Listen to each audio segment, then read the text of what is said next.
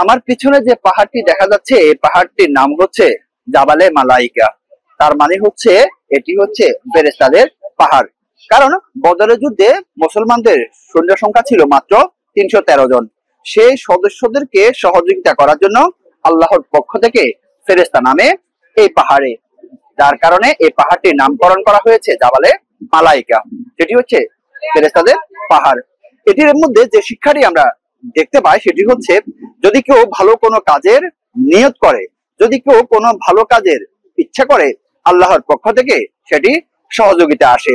আর সে আল্লাহর পক্ষ থেকে সহযোগিতার নিদর্শন হচ্ছে জাবালে মালাইকা এই পাহাড়টি। এই পাহাড়টিতে ফেরেশতারা অবতরণ করেছেন। আমরা এটি সম্পর্কে আরো একটু জানার চেষ্টা করব।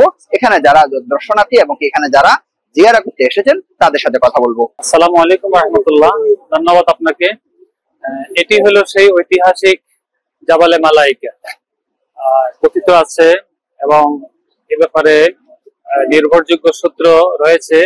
আল্লাহ তাআলার মনোনীত ধর্ম ইসলাম, সেই ইসলাম ধর্মের প্রথম সামরিক যুদ্ধ বদরের যুদ্ধ।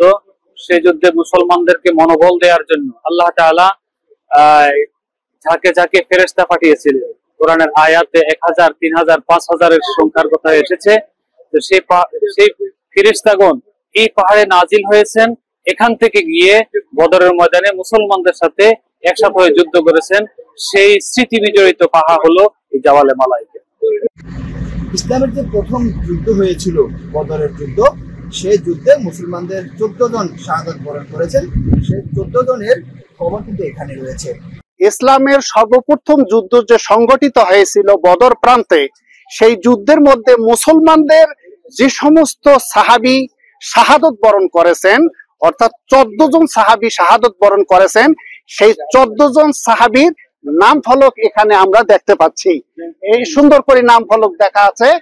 এই যুদ্ধ সম্পর্কে আল্লাহ রাব্বুল আলামিন সূরা তওবার মধ্যে যে আয়াতটি এখানে বলেছেন, সেই আয়াতটি আমরা ওখানে লক্ষ্য করতে পারছি।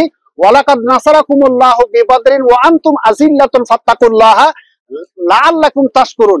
এরপরে 14 জন সাহাবীর নাম, প্রথম নামটি হচ্ছে উমাইর বিন আবি ওয়াক্কাস, সাফওয়ান বিন ওয়াহাব, যুস শামালাইন বিন আব্দু আমর, মানহাজ বিন সালেহ। এভাবে 14 জন সাহাবীর নাম, শেষে তাদের জন্য মুনাজাত দোয়া করা হয়েছে রাদিয়াল্লাহু আনহুম জামিয়া।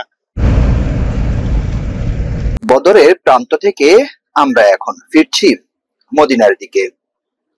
আরিফুর রহমান, যমুনা নিউজ, সৌদি আরব।